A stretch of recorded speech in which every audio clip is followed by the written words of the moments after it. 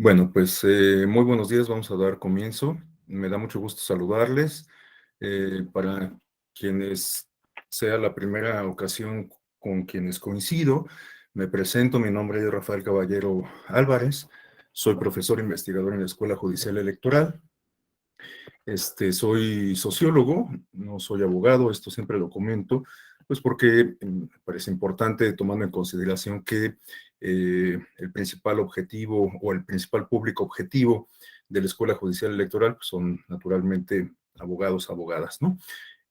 Tenemos una visión pues más enriquecida, me parece, en la Escuela Judicial Electoral a partir de que se incorporan otras perspectivas desde distintas fuentes y disciplinas académicas, ¿no?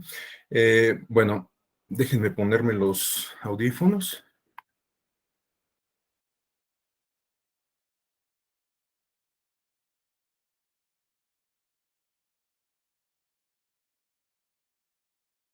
Listo. Bueno, pues me da mucho gusto saludarles, compartir este espacio con ustedes, darles la bienvenida a esta nueva emisión del diplomado en Derecho Electoral que imparte la Escuela Judicial Electoral.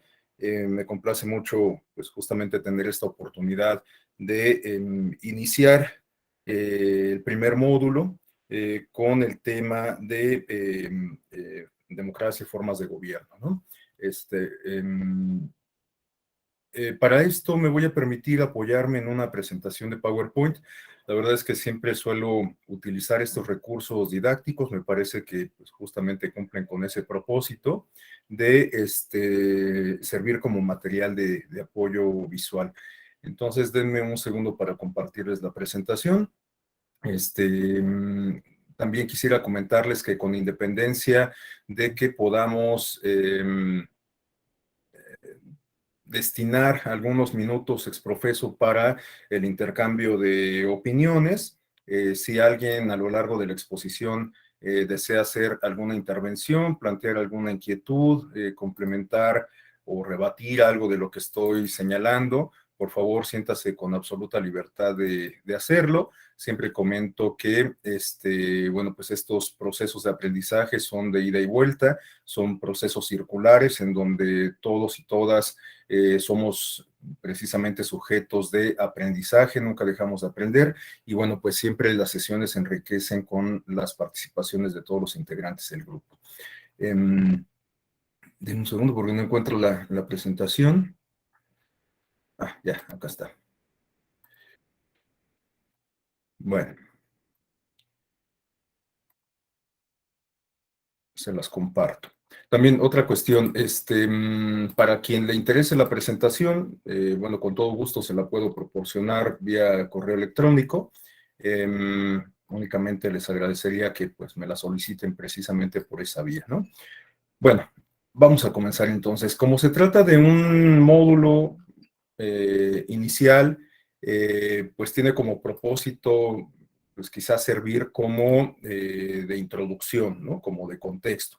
De tal suerte que vamos a comentar algunas cuestiones que a lo mejor nos parecen muy básicas, que nos harán recordar estas sesiones de cuando nos estábamos formando en la licenciatura, en algún posgrado, incluso nuestras clases de bachillerato y demás, pero les digo, esto responde justamente a este propósito como de servir de introducción, ¿no? Como de ir allanando el camino para que después ya aborden ustedes algunas temáticas más particulares, con un mayor nivel de profundidad, de los elementos centrales de la materia electoral, ¿no?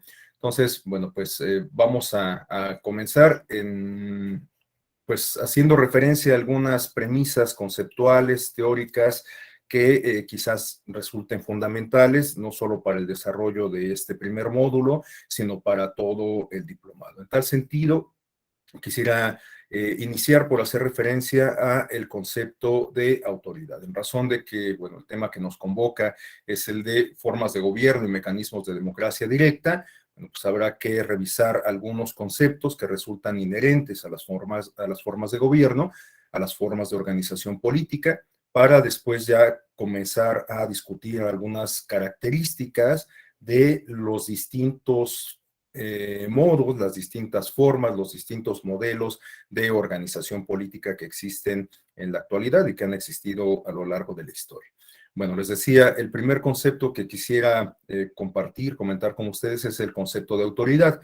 Este concepto se relaciona con otro que es igualmente toral para los propósitos de este diplomado, que es el del poder. Y precisamente por eso es que en la imagen tenemos a Michel Foucault. Michel Foucault, pues recordemos que es uno de los grandes filósofos del siglo XX, una de las personas más influyentes en el pensamiento moderno, y uno de los conceptos que desarrolló con bastante detenimiento Michel Foucault es precisamente el de el poder, ¿no? Michel Foucault nos habla de que el poder es un elemento que no se destruye, que no se crea o se recrea, sino que simplemente se transforma, ¿no? Guardando quizás cierta similitud con la teoría de la relatividad de Einstein. Y bueno, si lo reflexionamos, nos vamos a dar cuenta que en efecto el poder está presente prácticamente en todas las relaciones humanas, aunque se manifiesta de distinta forma. En una relación de pareja, por supuesto que existe una tensión por el poder que se manifiesta entre esta relación, ¿no? Por ello es que en una relación de pareja, pues tenemos justamente que negociar, que ceder, en algunas ocasiones tenemos que renunciar a parte de nuestra voluntad a efecto de sujetarnos a la voluntad de nuestra pareja, y también en otras ocasiones pues justamente implica que nos impongamos o impongamos parte de nuestra voluntad por encima de la de nuestra pareja, ¿no? Esto también se hace evidente en el caso de los hijos, quizás todavía con mayor claridad, ¿no? Los padres como tutores, como figuras precisamente de autoridad, imponen su voluntad respecto a los hijos, en el entendido, por supuesto, de que, bueno, pues este actuar responde al bienestar de los propios niños y niñas, ¿no? El poder también lo podemos advertir en los espacios de trabajo. A esto responden las jerarquías, ¿no? Todos tenemos a alguien a quien tenemos que rendirle cuentas, y muy probablemente esos jefes tienen a su vez otra figura de autoridad a la cual rendirle cuentas, ¿no? En fin, el caso es que el poder está presente prácticamente en cualquier relación humana, y en particular me interesó pues sacarlo a cuento, a colación en este módulo, porque en el diplomado ustedes van a analizar un modo específico de poder que se refiere al poder político, ¿no? El poder político que se construye sobre todo en un contexto democrático, pero que está presente en cualquier otra forma de organización política, como la vamos a ver, lo vamos a ver un poco más adelante. El poder se ejerce de determinada forma. El poder público, el poder político, se ejerce de determinada forma en un contexto democrático, y se ejerce con otras particularidades en un contexto no democrático, en un contexto autoritario, totalitario y demás. Pero esto lo vamos a ver con mayor detenimiento un poco más adelante, ¿no? Bueno, a continuación quisiera también comentar otro concepto que me parece crucial y que se refiere a la legitimidad. Y por ello es que en esta segunda lámina tenemos la imagen de Max Weber, quien es considerado uno de los grandes padres de la sociología. Max Weber, en los albores del siglo XX, escribió un libro muy conocido que quizás la mayoría de ustedes, tanto como yo, hayan revisado justamente en su etapa de estudiantes de licenciatura, y que se refiere a el político y el científico. Bueno, este libro tiene muchas aristas que conviene comentar, pero en particular yo lo traigo igualmente a colación porque hay un concepto toral que Max Weber desarrolla en esta obra, aunque también después retoma en otros libros como Economía y Sociedad y demás, ¿no? Pero en particular en esta obra hace un planteamiento interesante, primigenio, sobre este concepto de legitimidad, que también se relaciona con los distintos temas que ustedes van a ver a lo largo de este diplomado sobre el derecho electoral. La legitimidad implica que las figuras de autoridad, que las figuras de poder o que detentan, ostentan, ejercen el poder, se acompañen de una condición que les permite accionar justamente este ejercicio del poder sin que confronten o sin que se enfrenten a mayores resistencias, ¿no? Es decir, que los sujetos sobre los cuales se ejerce este poder de alguna manera están de acuerdo, perdón, en sujetarse a ese ejercicio del poder, ¿no? Y bueno, Max Weber nos habla de que existen tres, o es posible que existan tres formas a través de las cuales se puede lograr justamente ese convencimiento, esa voluntad, esa disposición para que quienes son objeto del poder que se ejerce estén de acuerdo con esta condición, es decir, que se dejen ser gobernados, ¿no? Bueno, estos elementos se refieren justamente al concepto de legitimidad. Y Max Weber nos habla de que existen por lo menos tres tipos de legitimidad. Max Weber, cuando hizo este planteamiento, quizás estaba pensando en un continuum, en una línea histórica que nos permite advertir cómo a lo largo del tiempo, en distintos estadios, hemos podido ver cómo la legitimidad se observa en algún punto en específico de ese continuum, de esa línea del tiempo. Pero si lo pensamos un poco con detenimiento, nos vamos a dar cuenta de que este planteamiento de Max Weber quizás no sea útil para hoy en día explicar algunas características respecto a las figuras de poder y la legitimidad que asumen hoy en día estas figuras de poder, ya no, digamos, considerando esta línea del tiempo, sino de manera concomitante. Es decir, podemos advertir tres tipos de legitimidad en un mismo espacio y en un mismo tiempo. Pero esto lo vamos a explicar con mayor detenimiento un poco más adelante. Por lo pronto, quisiera explicar muy genéricamente, muy en términos generales, a qué se refiere cada una de estas categorías de legitimidad. Bueno, Max Weber nos habla de que la primera categoría de legitimidad recibe la denominación de legitimidad tradicional y está asociada sobre todo con figuras como los patriarcas, como los nobles, etc. Lo que nos dice Max Weber es que esta legitimidad guarda una estrecha relación con una cuestión de linaje, ¿no? Si recordamos cómo era el esquema de organización política del feudalismo, por ejemplo, o en cualquier civilización del mundo antiguo, vamos a recordar que el poder no se renovaba de forma periódica como ocurre hoy en las democracias, sino que se heredaba. Y no se heredaba no se heredaba de forma arbitraria, sino considerando un criterio particular que tenía que ver con la línea sanguínea, ¿no? De tal suerte que los descendientes de los monarcas, pues eran quienes eran los herederos de la corona, ¿no? Esto, les digo, se advierte muy claramente en la época del feudalismo, durante toda la etapa del siglo VII hasta el siglo XV-XVI, pero también lo podemos advertir de alguna forma en las grandes civilizaciones del mundo antiguo, ¿no? Por supuesto, siempre que había la posibilidad de que hubiera y algún levantamiento, un derrocamiento. Sabemos que la historia está llena de traiciones y complots políticos, pero digamos que el común denominador era justamente que el poder se heredara, ¿no? Entonces esta era la condición que nos ayuda a describir este tipo de legitimidad. De hecho, en el feudalismo recordemos que se tenía la creencia de que el monarca era un representante de Dios en la tierra y que por eso pues la mayoría de la gente o toda la población se tenía que sujetar a esta voluntad, ¿no? Que tenía que ver también con una cuestión de divinidad. Bueno, el segundo tipo de legitimidad se refiere a lo que Max Weber denomina como legitimidad carismática.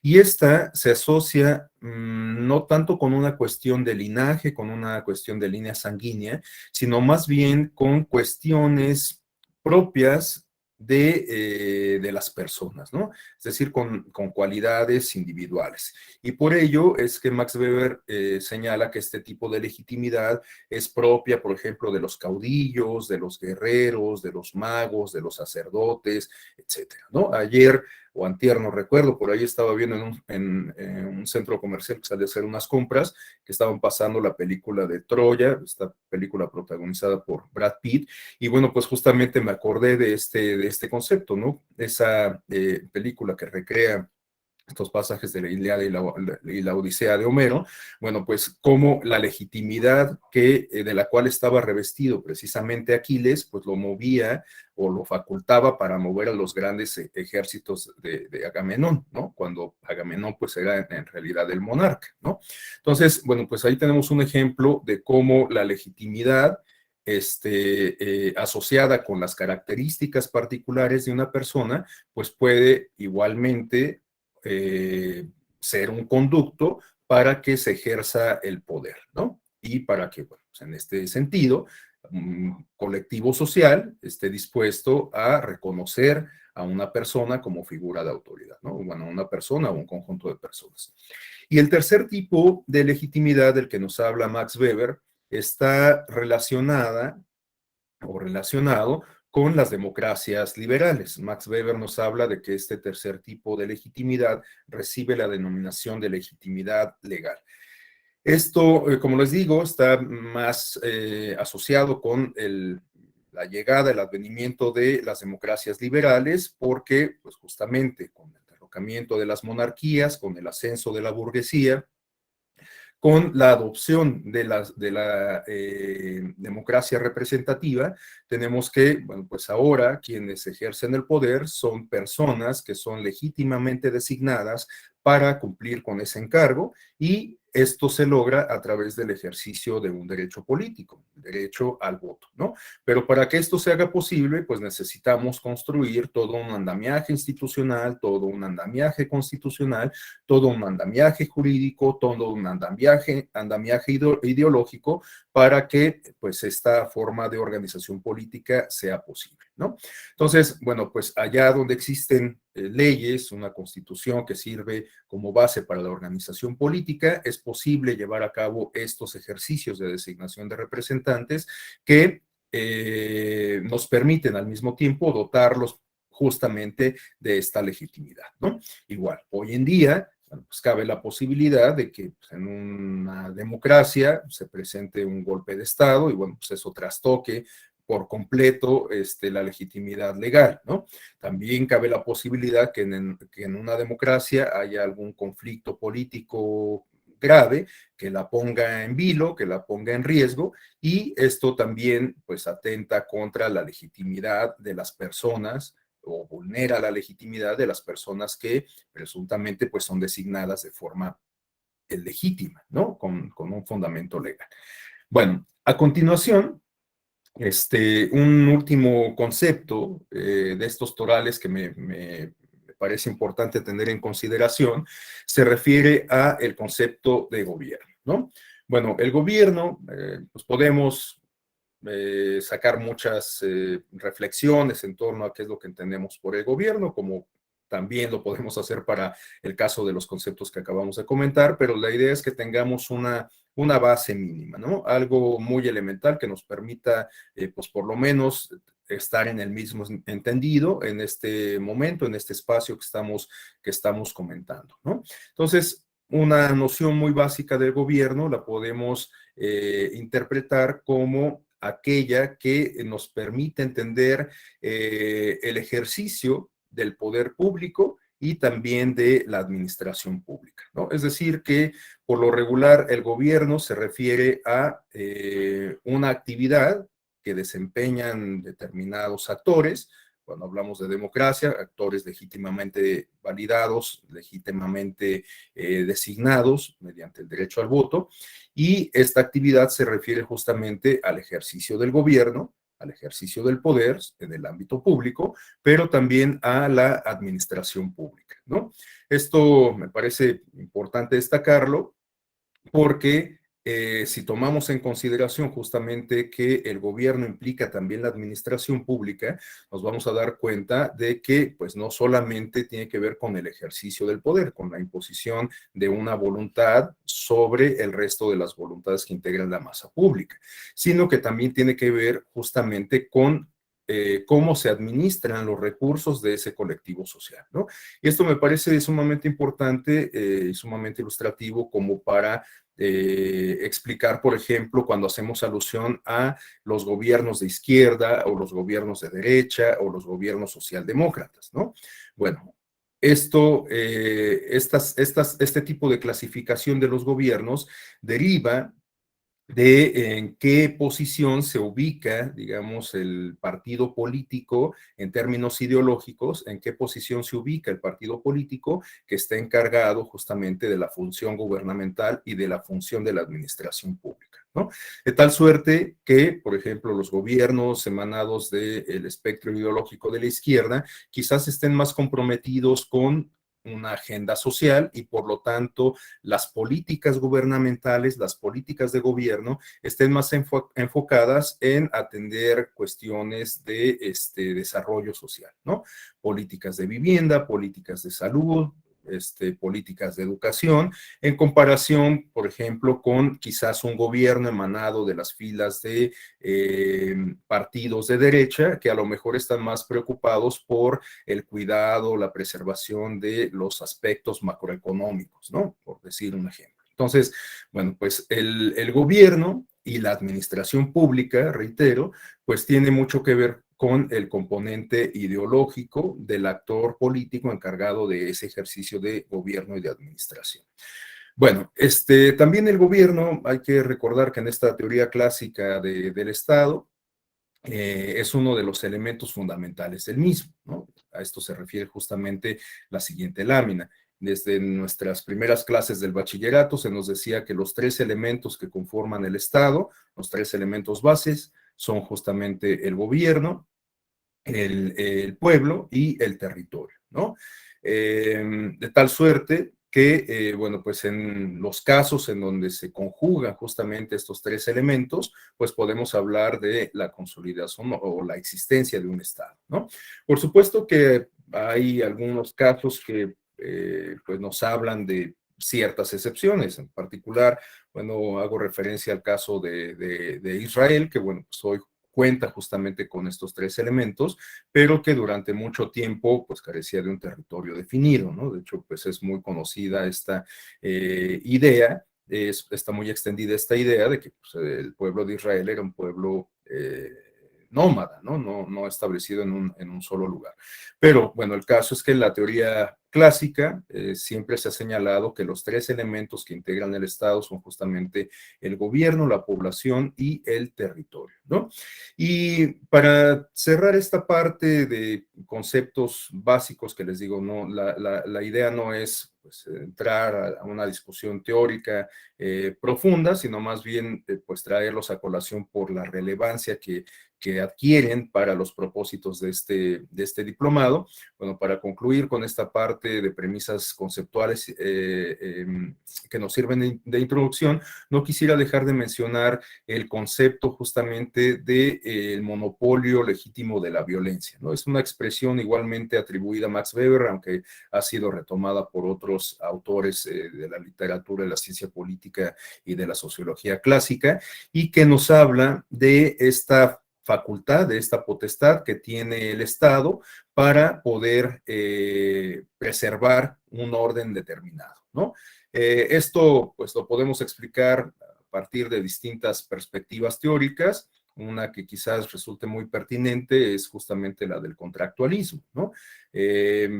A partir de que la sociedad o las sociedades suscriben un acuerdo tácito para sujetar su voluntad individual en aras del beneficio común, bueno, pues ceden parte de esa voluntad individual y reconocen el papel, la preponderancia del Estado. En tal razón, bueno, pues el Estado adquiere esta facultad del jus puniendi y en tal sentido puede eventualmente sancionar, castigar a las personas que trastocan ese acuerdo tácito, ese acuerdo social que pues permite, como comentamos, establecer un orden determinado, ¿no?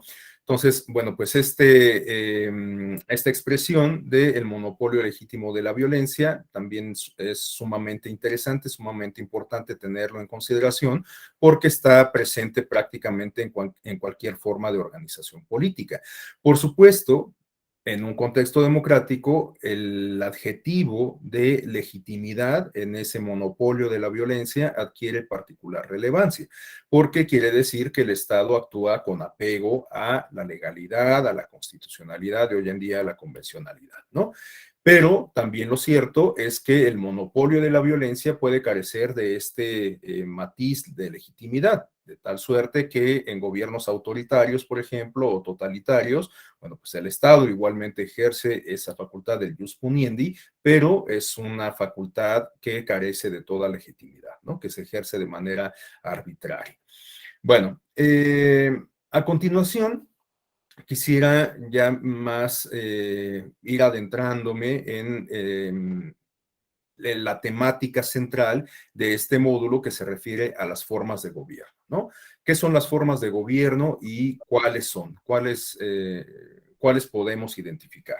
Bueno, desde la teoría clásica de Aristóteles y Polibio podemos advertir una taxonomía respecto a las distintas formas de gobierno que la humanidad se puede dar para autorregularse, ¿no? Desde Aristóteles se planteaba que existían tres grandes categorías de formas de organización política, de formas de gobierno. Aristóteles nos planteaba en estos libros de la política que una forma de gobierno que consistía en que el poder era ejercido por un solo individuo, recibía la denominación de monarquía, ¿no? También considerando este factor cuantitativo respecto a quiénes son los actores que ejercen el poder o el gobierno, Aristóteles acuñó este segundo concepto de la aristocracia, que se refiere a aquellas formas de organización política en donde el gobierno o el poder es ejercido por un grupo selecto de quienes integran una comunidad política, ¿no? Y por último, tenemos la categoría de la democracia, en donde pues, la mayoría de la población puede participar en la toma de decisiones, en la forma en que se ejerce el gobierno, ¿no? Naturalmente, pues Aristóteles, al acuñar este concepto de democracia, estaba pensando pues, en el modelo de democracia clásica, de democracia griega, que guarda sustanciales diferencias respecto a las democracias contemporáneas. Ustedes recordarán que la democracia antigua se distinguía, entre otras cuestiones, por ser de tipo directo, de tal suerte que los ciudadanos participaban todos en la toma de todas las decisiones públicas. Pero esto era posible en atención a las circunstancias existentes en las ciudades de la Grecia antigua, como Atenas, Tebas y demás, ¿no? Partiendo, por ejemplo, o tomando como punto de partida el aspecto demográfico. Por ejemplo, pues todas esas ciudades no tenían la densidad demográfica que distingue hoy a los estados modernos, ¿no? Otro factor tenía que ver con cómo se entendía la ciudadanía en aquella época. Recordemos que era una categoría excluyente, andrógina, xenófoba, etcétera. Y esto porque en realidad quienes podían participar en la deliberación pública que ostentaban esta categoría de ciudadanía, pues eran en realidad un grupo reducido de la población, que eran hombres que podían garantizar cierta renta, que tenían cierto reconocimiento público, y esto pues hacía factible este ejercicio de democracia directa, ¿no? Porque quedaban fuera justamente los jóvenes, las mujeres, los extranjeros, los comerciantes, los esclavos y demás, ¿no? Bueno, por otro lado, tenemos que estos planteamientos planteados por los griegos fueron retomados igualmente por los romanos, en particular por Polibio, quien pues de alguna manera reformula estas tres categorías generales que originalmente habían sido planteadas por Aristóteles y define en este sentido las tiranías, las oligarquías y las demagogias, ¿no? Esto en términos, digamos, contrastados con lo que originalmente había sido planteado por Aristóteles. Es decir, que Polibio plantea una, digamos, derivación o una deformación de estas formas de organización política en sus opuestos, ¿no? De tal suerte que, por ejemplo, para el caso de las monarquías, bueno, pues una derivación descompuesta una descomposición de las monarquías puede traer como consecuencia justamente la instauración de una tiranía, ¿no?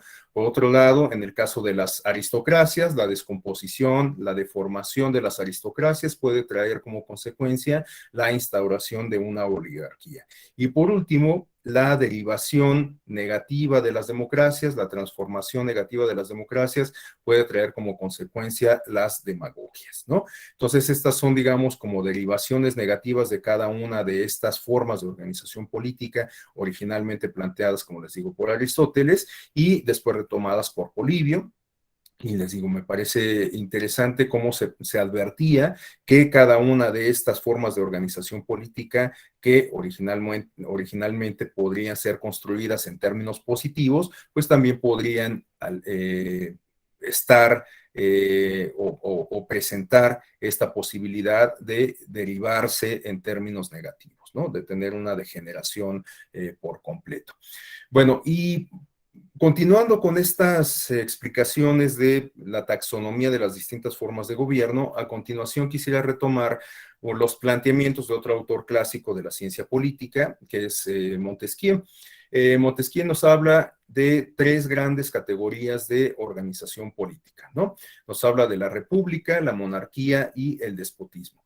Bueno, Montesquieu de alguna forma también retoma este componente demográfico que fue utilizado, que fue considerado tanto por Polibio como por Aristóteles, en el sentido de identificar quién o quiénes son quienes ejercen el poder. Ya que veamos que cuando se ejerce el poder por parte de una sola persona, estamos hablando de monarquía, y que ésta puede tener su degeneración en la tiranía, ¿no? Cuando se ejerce el poder no por una sola persona, sino por un grupo reducido de personas, estamos hablando de la aristocracia, o bien, en su forma negativa de degeneración, de la oligarquía. Y en el caso en donde la mayoría de la población tiene la posibilidad de participar justamente en el ejercicio del poder, estamos hablando de las democracias, y su degeneración o su forma degenerativa es justamente las demagogias, ¿no? Bueno, Montesquieu, como les digo, también toma en consideración este elemento demográfico, el número de personas que intervienen en el ejercicio del poder, ¿no? Y para esto nos plantea tres categorías en específico que además de este componente demográfico, se refieren a cómo se manifiesta ese ejercicio del poder, ¿no? Estamos hablando de la república, de la monarquía y del despotismo.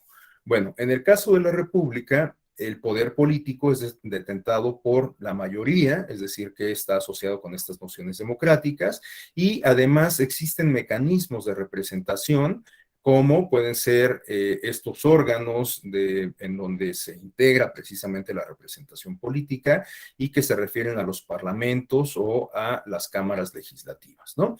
Y además, bueno, pues un componente sustantivo de las repúblicas es que en razón de que tienen un fuerte componente democrático, el poder es ejercido con el consentimiento de la población, ¿no? Es decir, que las repúblicas están dotadas de este componente de legitimidad, ¿no? Hoy en día, bueno, pues tenemos alrededor del orbe un conjunto considerable de formas de organización política que se pueden inscribir en esta categoría de la república, ¿no? Pero también existen otras formas de organización política, hoy en día incluso, en donde el poder es ejercido por una sola figura de autoridad. Aunque también a la luz de los planteamientos del propio Montesquieu, las nuevas formas de organización política en donde hay una figura de autoridad implican también la generación de contrapesos, de tal suerte que hoy en día es posible que el poder se siga ejerciendo por parte de una sola figura, pero que haya ciertos mecanismos que sirven de contención al ejercicio del poder. En este sentido, hoy en la actualidad podemos identificar, sobre todo en países europeos, algunas formas de organización política que se inscriben en esta categoría que se refiere a la monarquía, es decir, en donde el poder es ejercido por una sola persona, aunque reitero, hoy en la actualidad también hay otras formas o otros elementos que sirven de contención a ese ejercicio del poder. Y además también hoy en día tenemos algunos derivados que quizás sean como una suerte de híbrido entre formas de organización democrática y formas de organización monárquica. Un ejemplo lo podemos identificar en el caso español y precisamente por eso es que tenemos ahí la imagen del monarca español, ¿no? Porque lo que tenemos en España es que tenemos un jefe del Estado, que es justamente el monarca español, que bueno, no obtuvo esa posición política mediante un ejercicio democrático, sino que obtuvo esa posición por esta cuestión de linaje que comentábamos hace rato, pero resulta que España no es una monarquía absoluta en donde el poder sea ejercido exclusivamente por el monarca, sino que estamos hablando de una monarquía constitucional democrática, por muy extraño que esto parezca. De tal suerte que en España, si bien, reitero, se cuenta con esta figura de autoridad, que es la del monarca, la del rey, también se cuenta con figuras de representación política que se integran a partir del ejercicio del derecho al voto. Es decir, que son órganos de representación política que se inscriben en un contexto plenamente democrático. Y además también tenemos la figura del presidente, del titular del Poder Ejecutivo, ¿no? Entonces, bueno, pues son distintas figuras de autoridad que están presentes en una misma forma de organización política. Les digo, el caso de España pues es un tanto sui generis porque tenemos justamente el papel del monarca, pero también tenemos el papel de los órganos representativos asociados con este fuerte componente democrático y también tenemos el caso del presidente, que pues es el encargado de la administración pública y del ejercicio del gobierno también, ¿no? O por lo menos de una parte del ejercicio del gobierno. Y bueno, también continuando con estos planteamientos de Montesquieu, tenemos una tercera categoría que se refiere al despotismo. Les decía que, bueno, Montesquieu toma en consideración estos componentes, digamos, numéricos, cuantitativos, para plantear estas categorías, pero sobre todo hace alusión a la forma en que se manifiesta el ejercicio del poder, ¿no? Y bueno, en este sentido, el despotismo representa una manifestación del ejercicio del poder en donde este se ejerce de una manera arbitraria, en muchas ocasiones de forma oligárquica bueno, considerando que quien ejerce o quien lo detenta es un grupo selecto de personas o bien una sola persona, ¿no? Un tirano. Y por eso es que en este caso tenemos ahí la figura de Idi Amin Dada, quien es un personaje con cierto reconocimiento en la cultura popular, incluso por ahí existe una película de hollywoodense que se llama El último rey de Escocia, en donde pues se abordan algunos pasajes de la forma de gobernar de este personaje en África. Y además, pues pone mucho de manifiesto, les recomiendo la película, cómo se ejerce el poder desde esta forma justamente despótica, ¿no? De esta forma arbitraria, sin tomar en consideración el respeto a los derechos de las personas, sin tomar en consideración las leyes, las constituciones o la constitución como base de la organización política, etcétera, ¿no? Entonces, bueno, pues estas formas despóticas de ejercer el gobierno, de ejercer el poder, siguen estando presentes hoy en día. Claro, hay ciertos matices en algunos casos, pero en otros, bueno, pues el ejercicio del poder de forma despótica es muy evidente, muy abierto, ¿no? Y bueno, me regreso un poquito nada más para justificar por qué aparece aquí la imagen de Benito Juárez en el caso de la categoría de la República. Bueno, pues porque Benito Juárez es una figura muy importante en la historia mexicana y respecto al concepto de la forma de organización política de la República, bueno, pues a Juárez se le atribuye justamente la restitución de la República después del fallido intento de imperio por parte de pues, las naciones europeas, ¿no? Fallido intento que buscó imponer a Maximiliano de Habsburgo como monarca en nuestro país. Y de hecho, bueno, este pasaje me llama mucho la atención para comentar lo que estamos discutiendo justo en este momento, porque en alguna otra sesión en donde yo platicaba con mi grupo sobre los antecedentes de la democracia en la historia de México, advertíamos que, por ejemplo, la llegada o el intento de Maximiliano o de construir un imperio que estuviese a cargo de Maximiliano de Habsburgo, a lo mejor no resultaba tan descabellada en esa época porque en realidad en México no conocíamos otra forma de organización política. De hecho, recordemos que una vez que se consumó la independencia de México, no adoptamos de inmediato este sistema republicano, sino que el primer gobierno del México independiente fue un imperio encabezado por Agustín de Iturbide, ¿no? Entonces, bueno, ahora nos suena como muy anacrónico, muy fuera de lugar el hecho de que en el México independiente hubiésemos pensado una forma de organización política monárquica. Pero lo cierto es que no conocíamos otra forma de organización política en aquel entonces, ¿no? Entonces, bueno, pues esto solamente lo pongo sobre la mesa porque les digo, es una reflexión que me surgió hace poco y que pues vale la pena tener en consideración porque en muchas ocasiones nos quedamos con esta noción o con esta perspectiva de la historia a partir de cómo se nos cuenta y a lo mejor no somos, no nos damos a la tarea de reflexionar acerca de lo que envuelve, digamos, o el entorno de ciertos eventos de la historia, tanto la nacional como la política, ¿no? Como la mundial, ¿no? En un momento le doy el uso de la voz a quien me la solicitó. En muchas ocasiones solemos juzgar la historia en términos maniqueos, de bueno y malo, de blanco y negro, y no tenemos como esta capacidad de discernir con mayor detenimiento, digamos, el entorno, las variables, incluso la personalidad de las mismas personas, ¿no? En el caso de Benito Juárez, bueno, pues es un prócer de la patria, pero hay que recordar que Benito Juárez fue alguien que estuvo en el gobierno durante muchísimos años y de hecho esto trajo como consecuencia un rompimiento con Porfirio Díaz, quien buscaba postularse a la presidencia de la República enarbolando el lema de no reelección, tomando en consideración justamente el número de veces que Benito Juárez había repetido en la presidencia de la República. Y de hecho habrá que recordar que Juárez fue sorprendido por la muerte ejerciendo el cargo de presidente de la República, ¿no?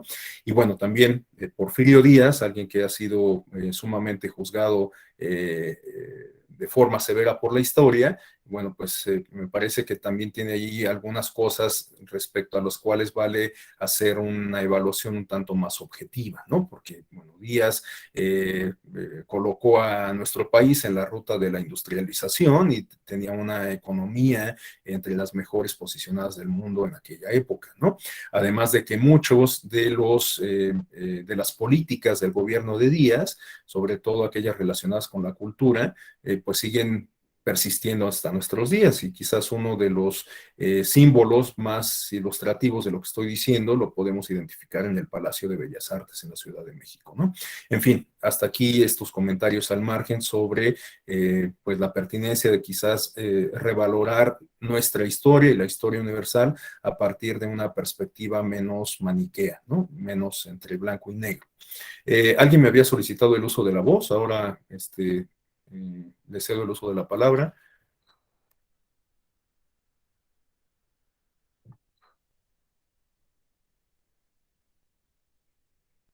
¿Se arrepintió?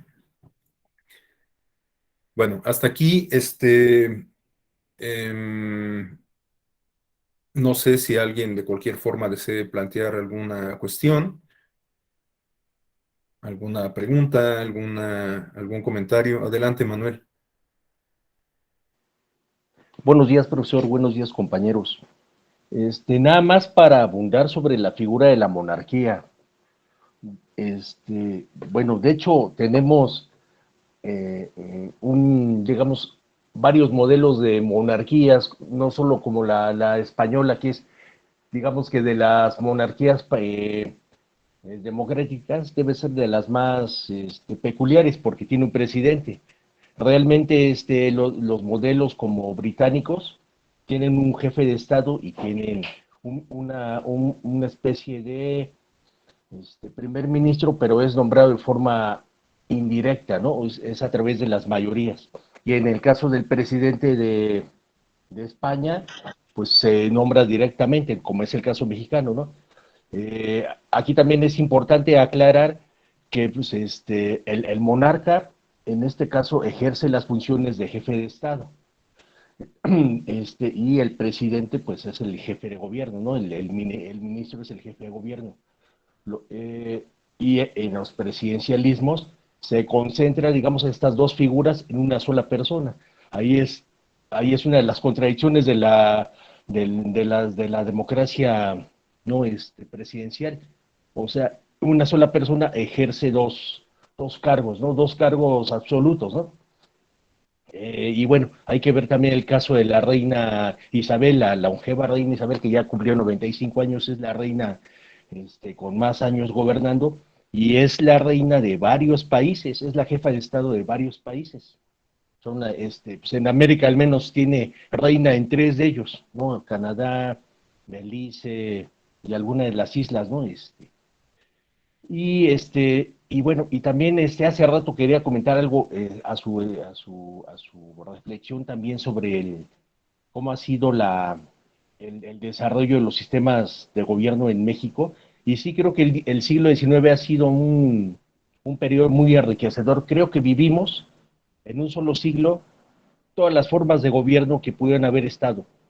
Es más, eh, cuentan las leyendas que Maximiliano le propuso a Benito Juárez en una carta que ellos dos ejercían el poder. Creo que le estaba proponiendo una especie de democracia parlamentaria, donde Maximiliano fuera el jefe de Estado y el jefe de gobierno fuera Benito Juárez. Pero bueno, eso son puras suposiciones, puras conjeturas que uno como seguidor de la historia hace, ¿no? Pero me parece que vivimos desde una monarquía, una república centralista, una república federal, y bueno, hemos experimentado casi todo hasta la forma actual que tenemos. Es cuanto, profesor. Muchas gracias por el aporte, Manuel. En efecto, tiene mucha razón, muy atinados sus comentarios, muy precisos. Respecto a lo que comentaba de la designación del primer ministro, bueno, esto no lo había mencionado, pero tiene toda la razón.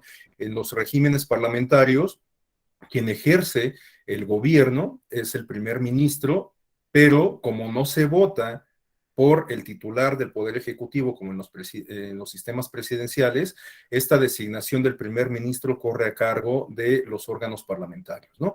Por eso es que, por ejemplo, en el caso de Inglaterra, que es quizás el más ilustrativo en estos términos, es indispensable que las fracciones parlamentarias se pongan de acuerdo para integrar los famosos gobiernos de coalición. No se puede poner de acuerdo, o bueno, mientras no se pongan de acuerdo las fracciones parlamentarias para designar al primer ministro, pues hay ahí un vacío de poder, ¿no? Porque no hay un responsable del poder ejecutivo, de las funciones de gobierno y de administración. Y en este sentido también tiene absolutamente toda la razón Manuel, en el caso de donde existe el monarca, pero además hay una constitución, bueno, pues las funciones del monarca se refieren a funciones como jefe de Estado, como representante de la nación, ¿no? Por eso es que, por ejemplo, en muchos de estos sistemas de organización política, de estas formas de organización política, por ejemplo, las validaciones que tienen que ver con política exterior pasan por la aprobación del monarca, ¿no? Porque es el jefe del Estado, por lo tanto los representantes del Estado en el exterior pues tienen que contar con el aval, ¿no? Y bueno, también lo que comentó Manuel es muy interesante, en efecto la reina de Inglaterra pues también gobierna en América, el primer ministro de Canadá pues tiene que pasar por el aval de la corona inglesa, entonces bueno, pues es muy interesante esta parte. Muchas gracias por las aportaciones, Manuel. Bueno, Por aquí también alguien escribió algo en la caja de comentarios, Uciel, comenta que las características de las monarquías parlamentarias, que son regímenes políticos democráticos, es que el representante o jefe del Estado, monarca o rey, reina pero no gobierna, sino que gobierna el primer ministro. En efecto, es justo lo que acabo de comentar. Gracias, Uciel. Bueno, hasta aquí, digamos, esta parte como de bases teóricas, conceptuales, o bueno, de atisbos, ¿no? Teóricos, conceptuales y demás. Ahora vamos a ver, vamos a seguir retomando algunos elementos de la literatura clásica, pero ya más enfocados a cuestiones de la realidad política actual, ¿no? En este sentido, en la lámina tenemos una clasificación muy genérica de cómo podríamos dividir hoy las formas de organización política que existen en el mundo. Bueno, pues es algo muy elemental. O sea, hoy en día, considerando que la democracia desde los albores del siglo XVII es la principal forma de organización política, en la actualidad la clasificación más genérica que podríamos considerar es respecto a aquellos países que se consideran democráticos y aquellos países que no lo son, ¿no? Entonces, básicamente esa es la división, digamos, en términos generales que podríamos hacer de las formas de organización política que existen en la actualidad. Pero, naturalmente, podríamos todavía a partir de esas dos grandes categorías hacer algunas subdivisiones, ¿no? En el caso de las democracias, bueno, pues a lo mejor cabría la posibilidad de hacer clasificaciones en atención a ciertos adjetivos o a ciertas características de cómo se manifiesta la democracia. Por eso es que hablamos, no sé, de democracia representativa, democracia participativa, democracia plebiscitaria, etcétera. Ahora, puede ser que todas estas manifestaciones de la democracia se den al mismo tiempo. O sea, no quiere decir que aquellas democracias que son sustancialmente representativas no permitan que haya manifestaciones de democracia participativa, ¿no? ¿Qué quiere decir esto? Esto, de hecho, guarda mucha relación con el tema del diplomado. Bueno, pues que aun cuando las democracias modernas son sustancialmente representativas, siempre cabe la posibilidad de que haya mecanismos de participación ciudadana en donde las personas, las y los ciudadanos, puedan participar en la discusión de los asuntos públicos y en la toma de decisiones sobre determinados asuntos públicos, ¿no? Para eso existe la consulta popular, para eso existe la iniciativa ciudadana, etcétera. Figuras que vamos a revisar pues con un poquito más de detenimiento el día de mañana, ¿no? Y que aparte ustedes tendrán oportunidad de, bueno, a quien le interese, puede cursar el diplomado sobre mecanismos de participación ciudadana que imparte esta Escuela Judicial Electoral, y bueno, pues ahí se abordan con mucho más detalle cada una de estas figuras. Bueno, el caso es que las democracias, como les digo, pueden tener estas subdivisiones, y también para el caso de los regímenes, de las formas de organización política no democráticas, podemos también identificar algunas subcategorías. En particular, podríamos hablar de dos grandes subcategorías de los regímenes no democráticos. Estas dos grandes rubros, estos dos grandes rubros se refieren a los regímenes autoritarios y los regímenes totalitarios. ¿Cuál es el común denominador de estas formas de organización política? Bueno, pues para empezar, la ausencia de democracia, ¿no? Es decir, el poder no se renueva periódicamente, no existe respeto por la legalidad, no se respetan los derechos humanos, entre muchas otras cosas, ¿no?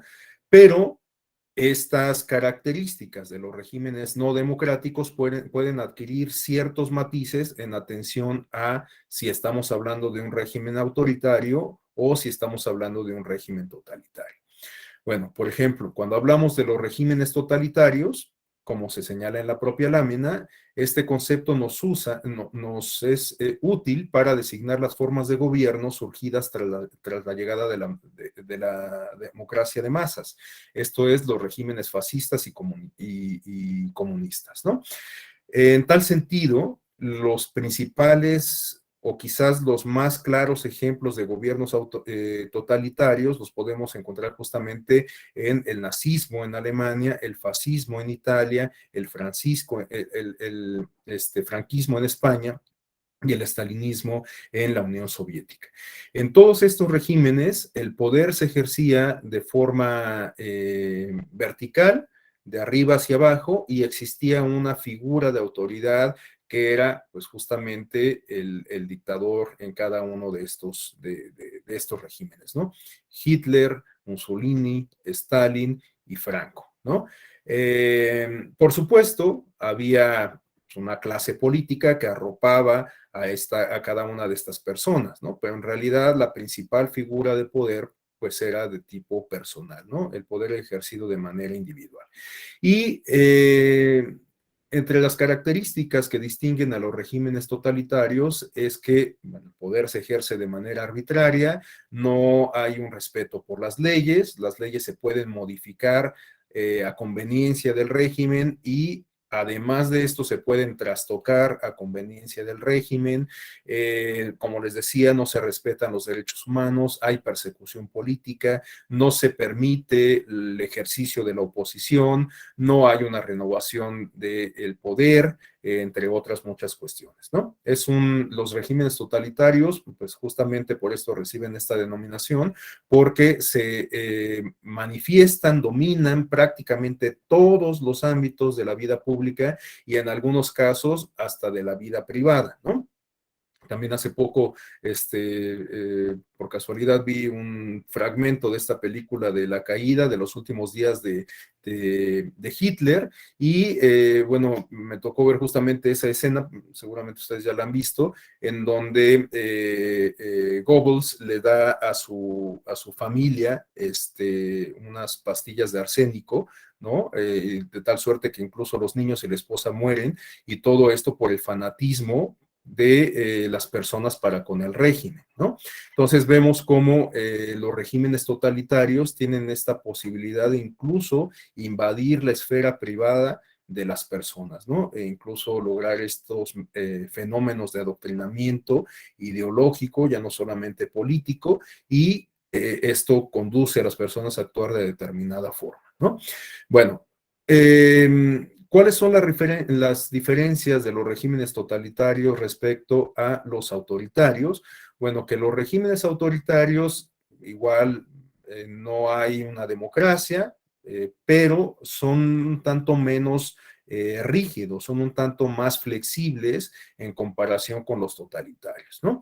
De tal suerte que en los regímenes autoritarios, por ejemplo, sí se permite el ejercicio de oposición, pero con un control político que permita que la oposición siempre se encuentre bajo un cerco, ¿no? Es decir, que no tenga posibilidades reales de convertirse en una fuerza opositora, en una fuerza política, ¿no? Relevante. ¿Qué otra característica distingue los regímenes autoritarios? Bueno, pues que se respetan parcialmente los derechos de las personas, ¿no? ¿Qué otra característica? Bueno, pues que se pueden llevar a cabo elecciones, aunque las elecciones en realidad no representan una amenaza para la preexistencia, para la prevalencia del régimen en cuestión, ¿no? Esto, para ilustrar las características del régimen o de los regímenes autoritarios, pues tenemos muchos ejemplos, pero uno que nos es muy cercano, muy familiar, pues es el propio, ¿no? El caso mexicano. Durante buena parte del siglo XX, para nadie es un secreto que estuvimos insertos en un modelo de partido hegemónico, en donde la figura central de nuestro sistema político era un partido emanado de los movimientos revolucionarios, que de hecho institucionalizó la Revolución Mexicana, y en torno a lo cual se construyó todo el sistema político mexicano, ¿no? Bueno, durante estos años del partido hegemónico, no es que no hubiera oposición, en efecto, pues se podían construir, registrar partidos de oposición y estos participaban en cada elección, teníamos elecciones de forma periódica, pero todo el sistema institucional, legal, electoral, estaba diseñado para hacer prevalecer ese estado de cosas, de tal suerte que los partidos de oposición, los líderes de oposición, pues en realidad tenían una participación muy mínima, no constituían una amenaza para el régimen y por lo tanto, pues bueno, este estado de cosas se mantuvo prácticamente hasta los años 90, ¿no? Claro, empezaron a generarse ciertos cambios desde los años 60 en términos culturales, políticos y sociales que llegada la década de los 90 se transformaron o motivaron grandes reformas que transformaron el sistema político mexicano, ¿no? Y nos colocaron en la ruta democrática, por lo menos en la ruta de la democracia formal de la democracia electoral, ¿no? Pero bueno, pues como les decía, en el caso mexicano y en muchos otros, existía este régimen autoritario en donde se permitía la oposición, había elecciones, se respetaban los derechos de las personas, pero hasta cierto límite, todo en conveniencia del régimen existente, ¿no? Entonces, bueno, la sustancial diferencia entre los regímenes totalitarios y los autoritarios estriba en que estos últimos son un tanto más flexibles, pero siempre conservando cierto control político que no permita colocar en vilo la existencia del régimen, ¿no?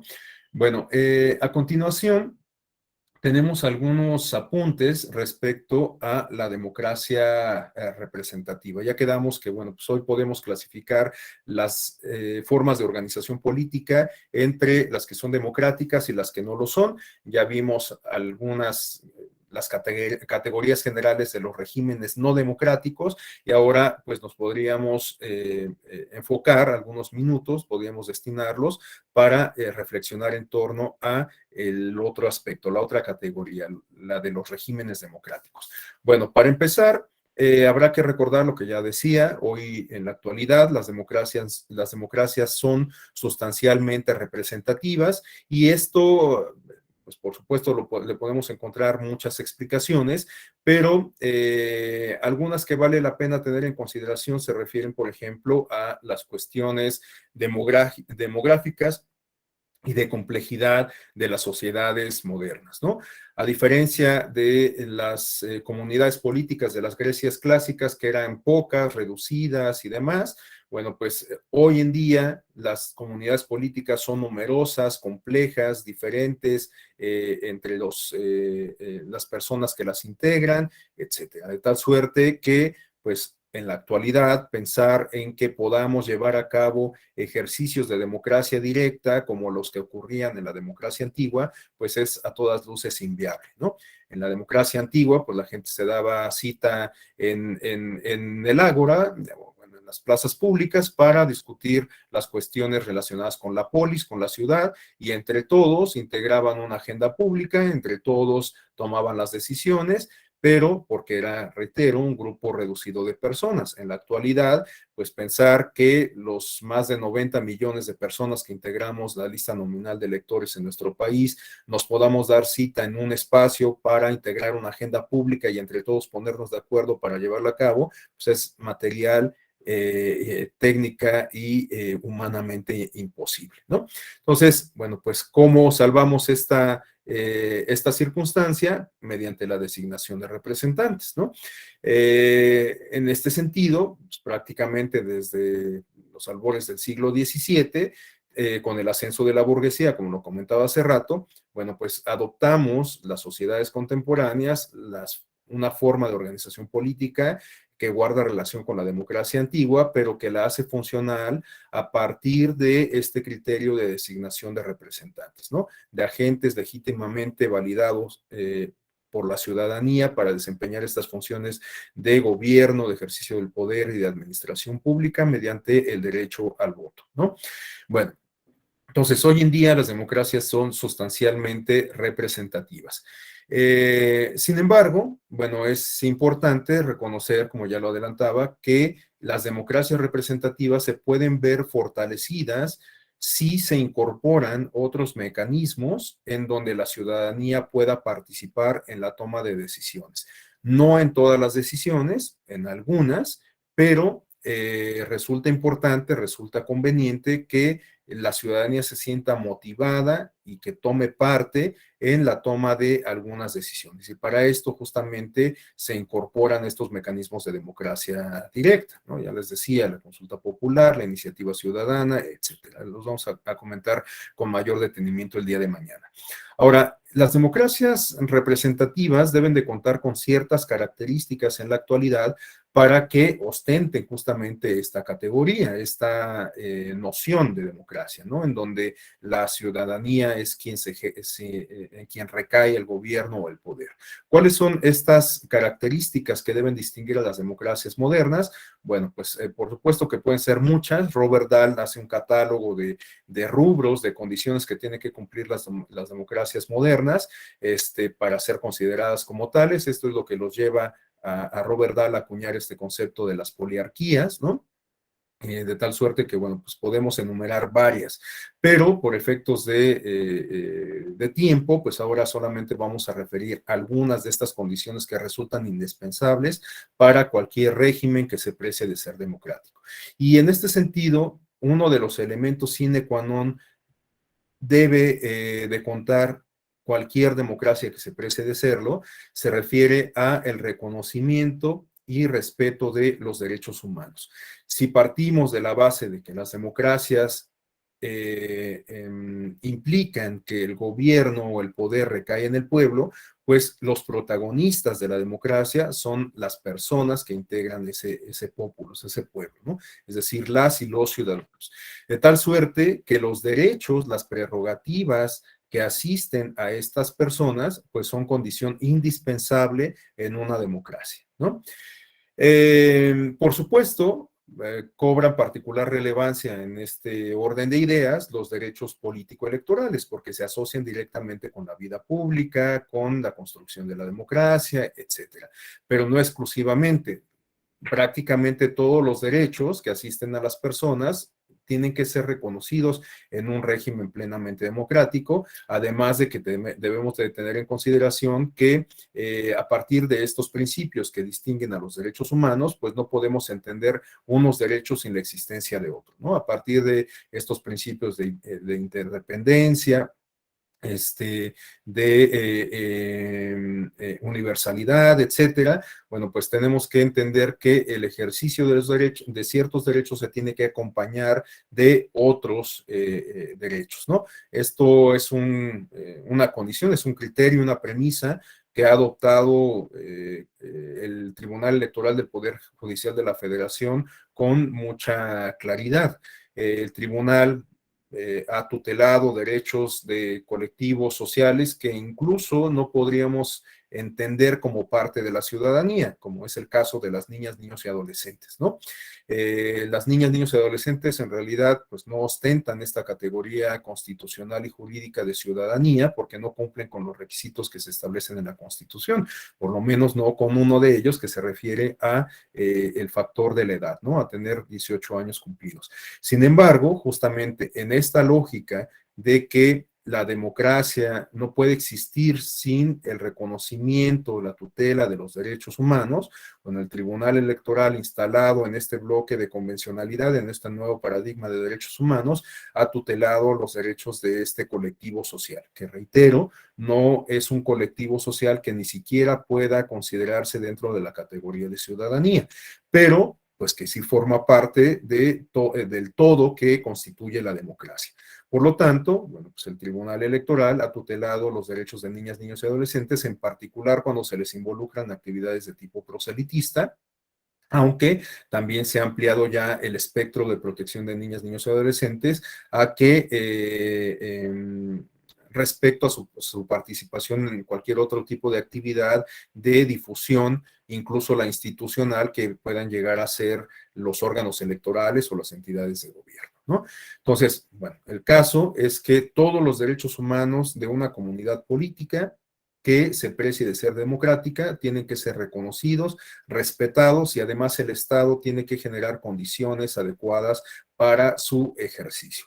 De tal suerte que Cuando se reconoce el derecho a la salud en una democracia, pues no basta con que solamente esté en la Constitución, sino que el Estado tiene que hacer esfuerzos, tiene que hacer inversión pública, tiene que generar infraestructura para que la ciudadanía cuente con las condiciones para ejercer ese derecho, ¿no? De tal suerte que el derecho a la salud implica que se cuenten con hospitales, que se cuenten con vacunas, que se cuente con medicamento, que se cuente con personal médico a cargo del Estado, entre muchas otras cuestiones, ¿no? Bueno, lo mismo aplica para cualquier otro derecho que tengamos en mente, para la educación, para el derecho a la vivienda. Hoy se habla de derechos digitales, en donde podemos inscribir el derecho al acceso a Internet, entre otras cuestiones. Bueno, todo esto implica justamente que el Estado tome acción para generar condiciones que permitan el ejercicio de tales derechos. Y bueno, pues esto también guarda relación con el siguiente componente que debe ser distintivo de la democracia y que se refiere al Estado de Derecho. Ya quedamos que en los regímenes autoritarios y los totalitarios, una variable que se presenta permanentemente es que se vulnera el Estado de Derecho o que incluso este está ausente, ¿no? De tal suerte que en los regímenes autoritarios y los totalitarios si, puede ser que no exista una ley, no haya más ley que la que diga el monarca o quien ejerce el gobierno, pero si acaso hubiera por ahí una constitución, una ley, un reglamento, un corpus juris más robusto, bueno, pues este puede ser alterado o puede ser vulnerado en los regímenes autoritarios o totalitarios en aras de preservar el estado de cosas, ¿no? En cambio, en un régimen democrático, pues esta posibilidad debiera estar absolutamente cancelada, ¿no? En un régimen democrático, el Estado de Derecho se debe de preservar, porque además, bueno, pues el Estado de Derecho es justamente la estructura que permite el sostenimiento de la democracia. El Estado de Derecho permite el reconocimiento de derechos individuales, el Estado de Derecho permite justamente contar con una constitución que es la base de la organización política, entre muchas otras cosas. Entonces, el Estado de Derecho es una condición indispensable de las democracias modernas. Y por ello es que también, bueno, pues hoy en día, cuando hablamos, por ejemplo, de esta expresión de calidad de la democracia, bueno, pues en realidad lo que estamos hablando es de que puede haber ciertos aspectos deficitarios en las distintas democracias del mundo, ¿no? De tal suerte que a lo mejor, bueno, pues nosotros nos asumimos como democracia, pero tenemos cierto déficit en cuanto a la prevalencia del Estado de Derecho. ¿Por qué? Pues porque existe corrupción, porque existe impunidad, porque el Estado no destina los recursos necesarios para capacitar a sus jueces, para robustecer a su Consejo de la Judicatura, para mejorar los procesos de designación de los máximos órganos encargados de la impartición de justicia, como puede ser la Suprema Corte o qué sé yo, ¿no? Entonces, estos aspectos tienen que llamar la atención poderosamente, encontrar sus áreas de oportunidad y en esa medida actuar en consecuencia para pues subsanar todos estos aspectos que pues nos permitan sobreponernos a esos aspectos deficitarios del Estado de Derecho que, reitero, pueden mermar la calidad de las democracias. Bueno, otra condición importante de las democracias representativas se refiere a la existencia de los sistemas electorales. Si ya quedamos que las democracias tienen que pasar por la renovación periódica del poder público, que permita justamente manifestar la voluntad popular a través de las urnas, pues es necesario llevar a cabo elecciones y por lo tanto tenemos que crear un sistema que nos permita llevar a cabo ese ejercicio, ¿no? Materializarlo.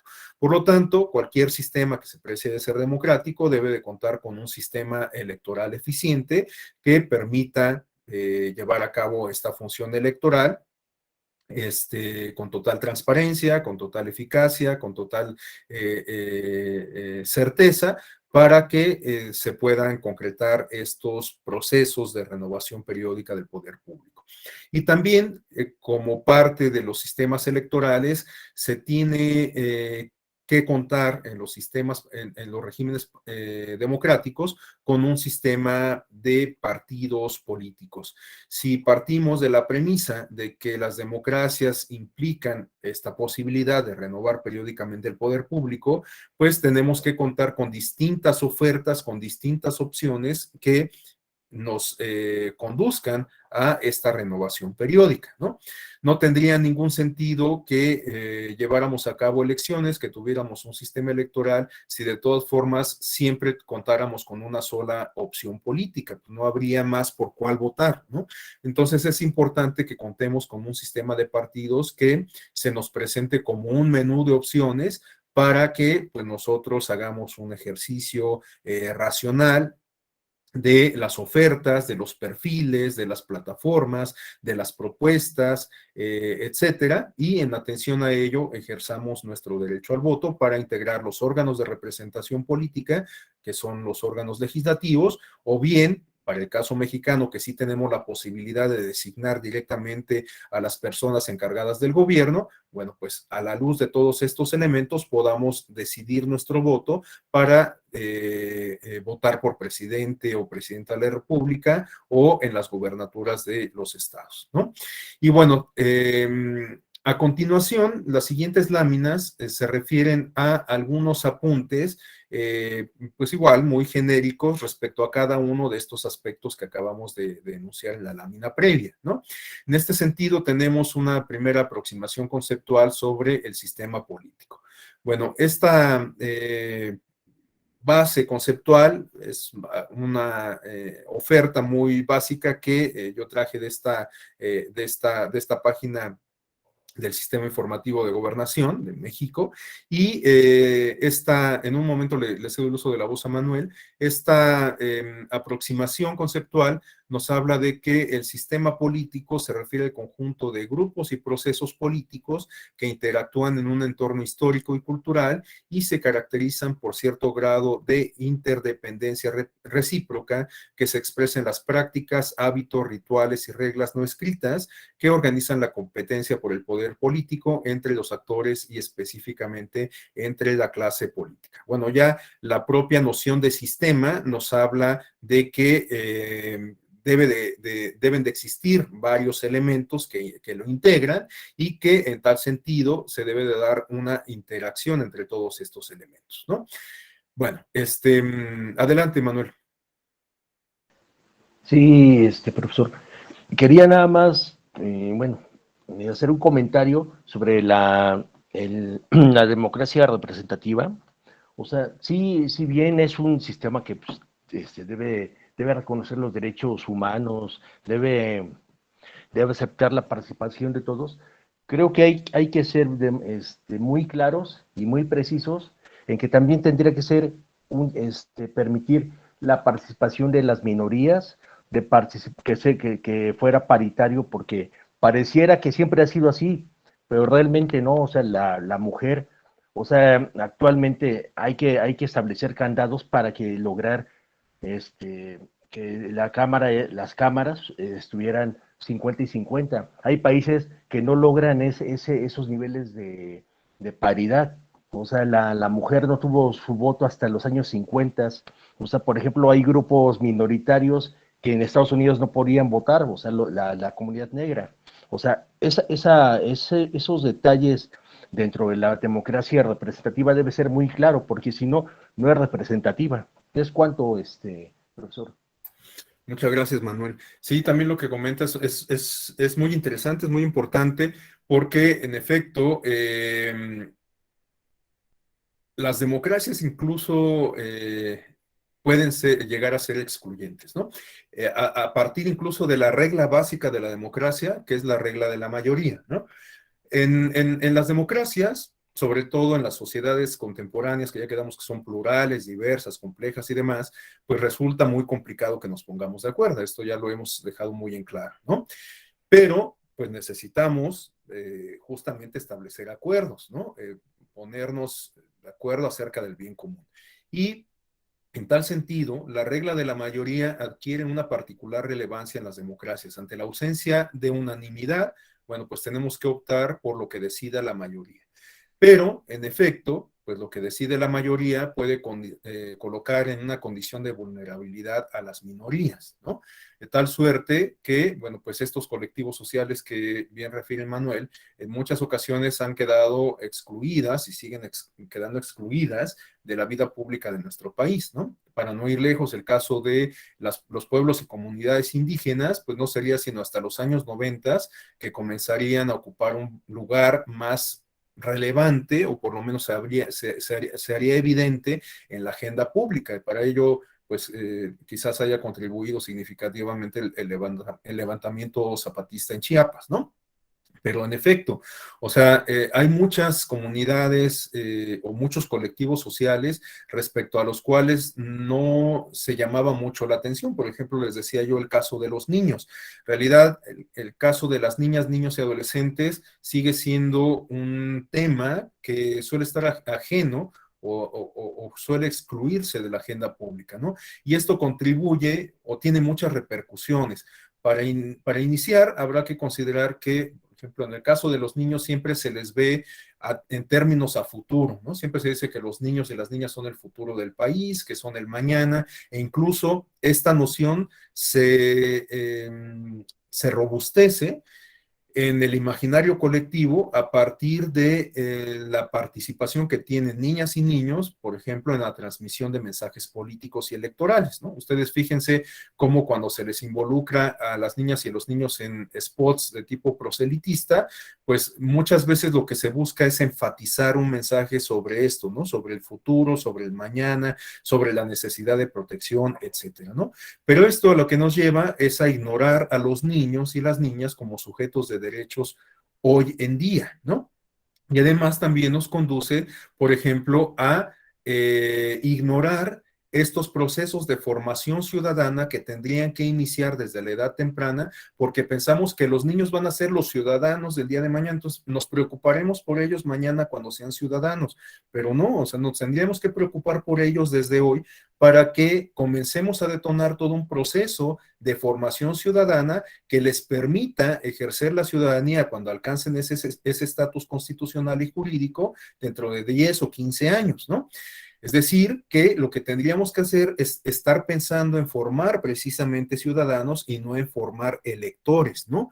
Es decir, tendríamos que dotarlos desde la edad temprana de habilidades, de conocimientos, de competencias que les permitan, reitero, ejercer la ciudadanía de determinada forma cuando alcancen este estatus jurídico y constitucional, pero no esperarnos hasta entonces para hacerlo, ¿no? Bueno, esto solo para complementar la reflexión de Manuel. En efecto, a veces las democracias, por muy democráticas que sean, pueden llegar a ser excluyentes, ¿no? Por cuestiones estructurales. Es algo sobre lo cual vale la pena reflexionar. Muchas gracias, Manuel. Bueno, a continuación tenemos algunas aproximaciones conceptuales sobre el sistema de partidos. En particular, estas reflexiones las extraje de aquella obra clásica de Giovanni Sartori, de Partidos y Sistemas de Partidos, pero también hay ahí una referencia a una obra de Segundo Linares Quintanilla y de una obra de Leonardo Valdés Zurita, que es una obra de muy fácil acceso, esta obra publicada por el INE como parte de su colección de cuadernos de divulgación. Y bueno, vamos a comentar algunos denominadores comunes en estas aproximaciones conceptuales, ¿no? Bueno, Sartori nos habla de que un sistema de partidos es precisamente un sistema de interacciones que es resultado de la competencia entre partidos.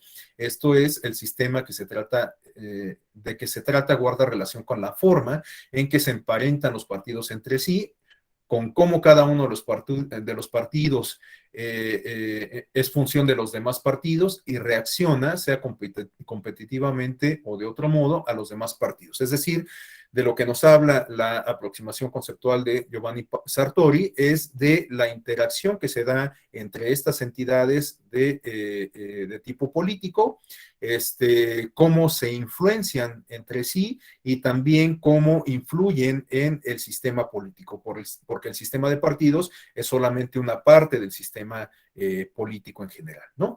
Bueno, la siguiente aproximación, les decía, corre a cargo de Segundo Linares Quintanilla, y él nos habla de que el sistema de partidos se puede entender como un conjunto de principios, reglas, formas y características que distinguen y definen la existencia y la actuación de los partidos políticos en un estado determinado, comprendiendo en su sentido más amplio y genérico también a los estados que poseen un solo partido, como asimismo aquellos que carecen de partidos. Bueno, esto lo vamos a comentar en un momento más, cuando veamos los distintos tipos de sistemas de partidos políticos.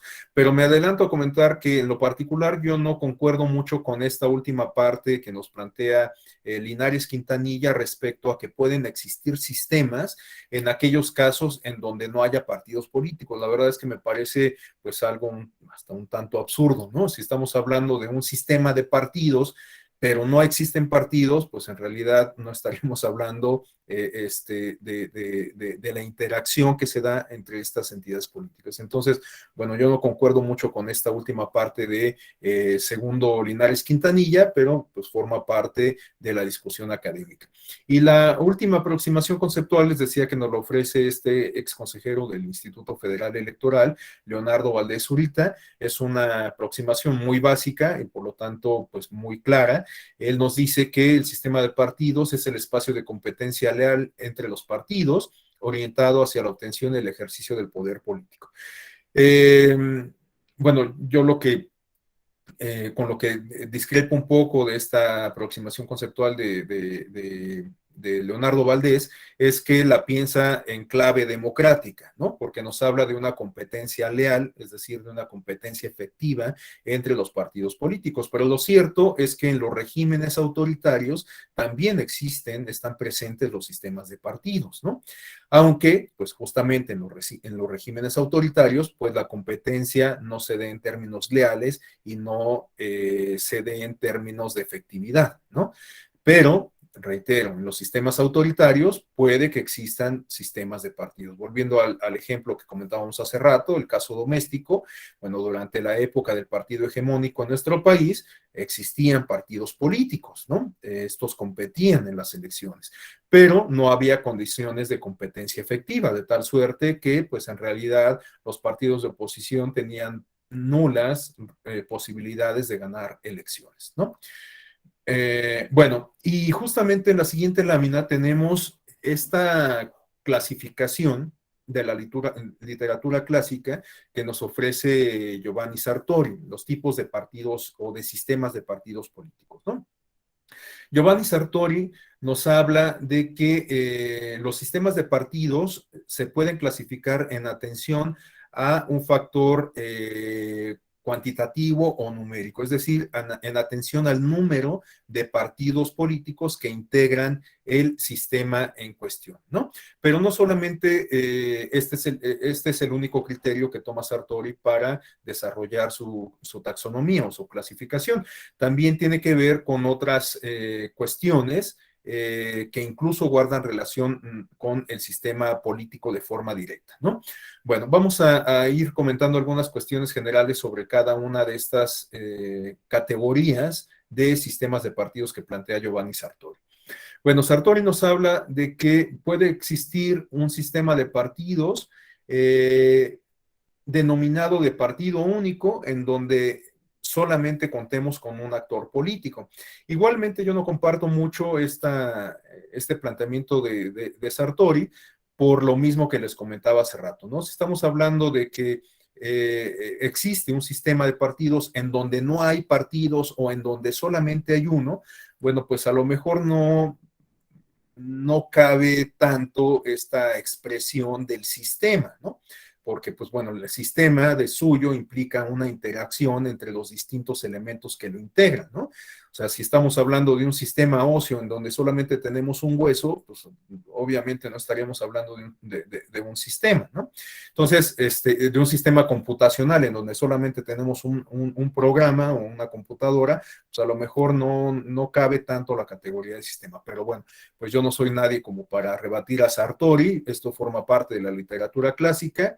Y bueno, pues Sartori nos habla de que como parte de esta taxonomía cabe este modelo del sistema de partido único, ¿no? Y tenemos también otra categoría planteada por Sartori con algunas afinidades respecto a la primera categoría del partido único, pero pero con unas afinidades muy, muy sutiles, ¿no? ¿Cuáles son estas afinidades? Lo que pasa es que Giovanni Sartori nos habla de que en los sistemas de partido hegemónico no es precisamente que exista un solo partido político, ¿no? Sino que existen distintos partidos políticos, pero el sistema electoral está diseñado de tal forma que siempre se favorezca la prevalencia de un solo actor, de un solo partido político, ¿no? Esto o para ilustrar esto, nuevamente podemos retomar nuevamente el ejemplo doméstico de nuestro país durante la década que va de 1930 hasta 1990, ¿no? En donde justamente el Partido Revolucionario Institucional ocupaba esta posición de partido hegemónico. Entonces teníamos un sistema electoral y un sistema político que giraba en torno a este partido. Teníamos elecciones, teníamos oposición, teníamos se reconocía el derecho al voto, pero en realidad las condiciones de competencia eran limitadas. Por lo tanto, pues bueno, siempre se manifestaba una hegemonía electoral y, por ende, política de una sola fuerza política, ¿no? Un solo partido político. Entonces, bueno, pues para ilustrar el ejemplo del partido hegemónico, reitero, pues tenemos ahí el caso del revolucionario institucional durante buena parte del siglo XX. Por otro lado, tenemos también la categoría de partido predominante.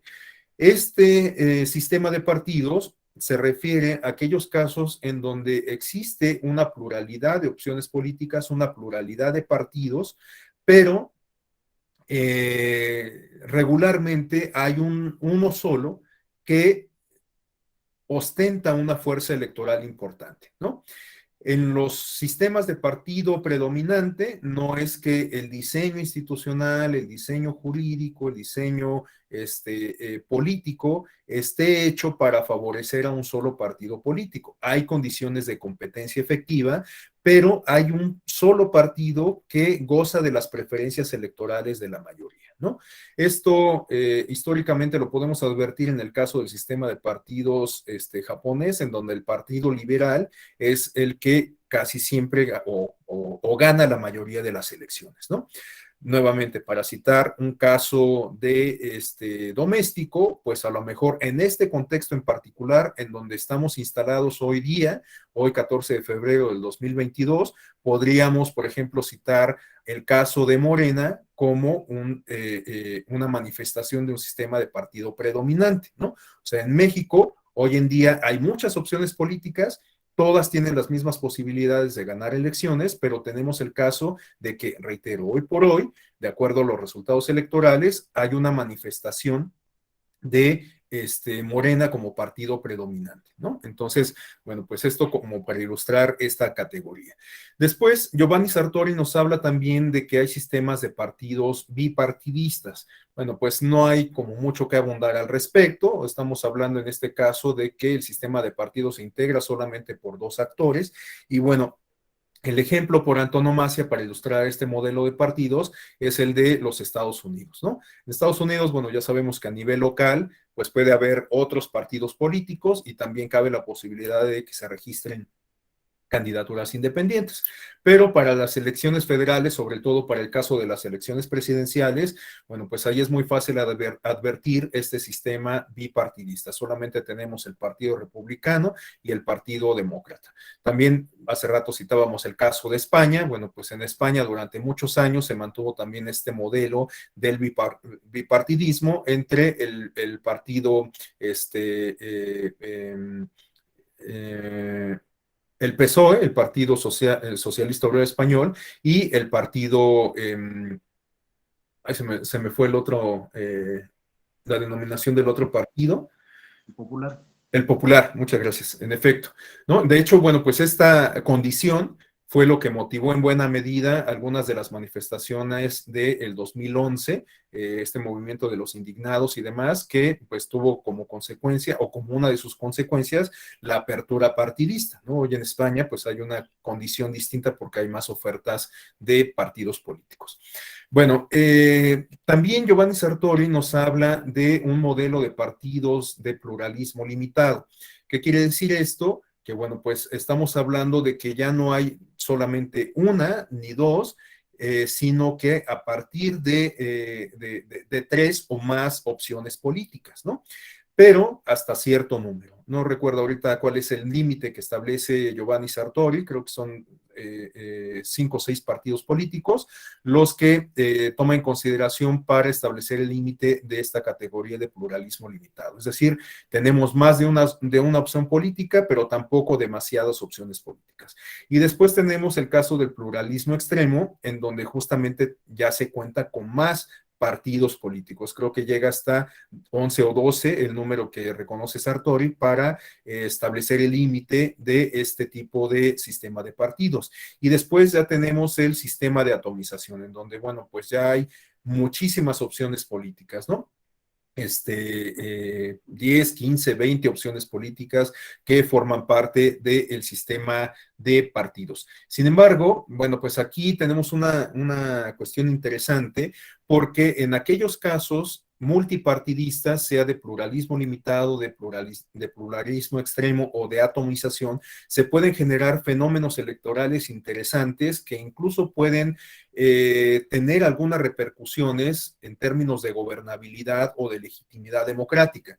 Porque imagínense ustedes lo que significa, por ejemplo, que votemos en una elección para presidente de la República o presidenta de la República, en un contexto en donde participen 20 partidos políticos y cada uno postule a su propio candidato, ¿no? Bueno, pues, ¿qué es lo que va a pasar? Sobre todo si ahí la regla de decisión es la de la mayoría relativa. Bueno, pues lo que va a pasar es que quien gane la elección a lo mejor lo haga con el 7% de votos en su favor, ¿no? Esto por el fenómeno de fragmentación del voto, de atomización. Bueno, pues eso que va a tener como consecuencia, pues que haya una crisis de gobernabilidad y de legitimidad, porque lo que vamos a tener en la práctica es que alrededor del 93% de las personas que votaron lo hicieron por una opción distinta a la que resultó ganadora, ¿no?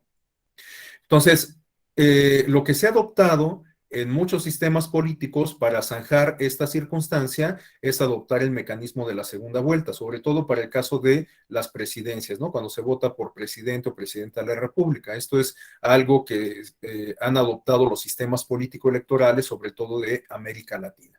En estos casos, en donde tenemos sistemas de partidos plurales, ya sea limitados, extremos o de atomización, bueno, lo que podemos observar es que en principio muchos partidos políticos se ponen de acuerdo para formar coaliciones, ¿no? De tal suerte que aun cuando tengamos 20 partidos políticos, a lo mejor se integran 5 o 6 coaliciones y bueno, ya las opciones se reducen un tanto. Bueno, además de esto, también, como les decía, se ha adoptado este mecanismo de la segunda vuelta a efecto de que la elección se defina por la regla de la mayoría, pero no de la mayoría relativa, sino de la mayoría absoluta. Es decir, que se convoca elecciones en una primera ronda, bueno, pues participan todos los candidatos postulados por los partidos políticos y esa primera ronda sirve como filtro para identificar a los dos candidatos o las dos candidatas punteras. De suerte tal que con posterioridad se convoca a una segunda ronda electoral, a una segunda vuelta, en donde ya solamente se presentan esos dos candidatos o candidatas punteras a efecto de que quien gane la elección lo haga por el 50% más uno de los votos. Y entonces con eso se zanjan justamente estas problemáticas de legitimidad o de ingobernabilidad. Necesariamente quien gana la elección lo hace por una mayoría absoluta. ¿no? En el caso de México sabemos que esta posibilidad no existe, no contamos con una regla de la mayoría absoluta, nuestras elecciones se definen por la regla de la mayoría relativa, aunque pues esto ha colocado o ha generado algunos conflictos postelectorales, algunos bastante álgidos como aquel que se generó con posterioridad a la elección presidencial del año 2006, ¿no? Bueno, esto ha motivado que en algunas ocasiones se plantee la posibilidad de adoptar para México la segunda vuelta electoral, aunque bueno, pues esto tampoco es muy sencillo y además hay que tomar en consideración, digamos, el andamiaje institucional y jurídico que tenemos en nuestro país para el desarrollo de la función electoral. Imagínense lo que significaría que adoptemos la segunda vuelta electoral considerando el fenómeno de litigiosidad que se da en nuestro país, ¿no? Casi todas las elecciones se impugnan y hay un montón de recursos que tienen que ser resueltos por los tribunales electorales, que además desencadenan una larga cadena de impugnaciones que, por ejemplo, para el caso de las elecciones locales, pues se generan primero en la propia localidad, en el propio estado, y después terminan siendo calificadas a veces en última instancia por la sala superior. Bueno, pues en lo que se desahoga toda esa cadena impugnativa pasan semanas y hasta meses, y bueno, pues pensar en adoptar una segunda vuelta electoral en estas circunstancias, con estas condiciones, con este diseño institucional, constitucional y legal, pues no resulta tan sencillo. Además de que, bueno, tampoco es que la segunda vuelta electoral pues sea la panacea y el mal para todos los males electorales, ¿no? Es algo que se debe de estudiar con sumo detenimiento. Bueno, a continuación tenemos, y con esto creo que podemos ir cerrando, algunos apuntes respecto al concepto del sistema electoral. Bueno, ya revisamos lo que podemos entender por sistema político, ya revisamos lo que podemos entender por sistema de partidos y ahora vamos a comentar algunas cuestiones sobre lo que podemos entender por sistema electoral. Bueno, pues el sistema electoral no es otra cosa sino una forma de organización para poder llevar a cabo justamente estos ejercicios que hemos comentado reiteradamente de renovación del poder público, ¿no? Es decir, vamos a hacer funcionar las democracias modernas a partir de la adopción de los sistemas electorales, ¿no? Bueno, los sistemas electorales por la propia voz de sistema, implica que hay un conjunto de elementos que interactúan entre sí. ¿Cuáles son estos elementos? Bueno, son una variedad incontable de los mismos, ¿no? Tenemos el sistema de partidos, tenemos candidatos, tenemos autoridades electorales, tenemos reglas, tenemos actores políticos, tenemos ciudadanos, tenemos derechos, en fin, todos estos elementos son los que integran nuestro sistema electoral, ¿no? Ahora, en específico, los sistemas electorales los podríamos clasificar en dos grandes rubros, los sistemas electorales proporcionales y los sistemas electorales de mayoría. Los sistemas electorales de mayoría son aquellos con los que quizás estemos más familiarizados para el caso de México, porque, bueno, pues tienen una regla de decisión muy sencilla. O sea, votamos en las elecciones, somos convocados a las urnas, votamos y, bueno, pues el candidato o el partido que obtenga el mayor número de votos es el que gana, ¿no? Ya quedamos que la regla de oro de la democracia es la de la mayoría y, bueno, para el caso mexicano esto es muy claro porque aplicamos la regla de la mayoría relativa, ¿no? Entonces, el que tiene el mayor número de votos es el que gana. Pero también existen los sistemas de representación proporcional. En este caso, la regla de decisión para integrar el poder público no es el de la mayoría, sino que se atiende a digamos, el margen o el grado de representación de cada opción política, es decir, de cada partido político. ¿Cómo se puede identificar este grado o este margen de representación? Pues en atención al número de votos que obtiene cada partido político. Entonces, en los sistemas proporcionales no se asignan los escaños en atención a quién obtuvo el mayor número de votos, o por lo menos este no es el criterio decisional único, sino que se toma en consideración el número de votos que obtuvo cada partido político y los escaños, los cargos, se asignan tomando como parámetro justamente ese factor, el número de votos, el porcentaje de votos que cada partido político obtuvo. Bueno, estos son, digamos, los dos grandes modelos de sistemas electorales que existen alrededor del mundo. Pero existe una tercera opción, que es el resultado de la combinación de ambos sistemas electorales. Estamos hablando de sistemas electorales mixtos, es decir, aquellos que permiten incorporar la regla de la mayoría para la designación de algunos cargos y también permiten incorporar el criterio de representación proporcional para la designación de otros cargos. Este modelo mixto de sistema electoral es precisamente con el que contamos en nuestro país y que aplica sobre todo para la integración de los órganos de administración municipal, los municipios, los gobiernos municipales y también los órganos de representación política, es decir, los órganos legislativos, las cámaras de diputados para el ámbito local y para el ámbito federal, igualmente la Cámara de Diputados y la Cámara de Senadores. Bueno, de senadurías. En este sentido, estos órganos legislativos se integran por la regla de la mayoría para determinado número de cargos y el resto de los cargos disponibles se definen mediante el principio de representación proporcional.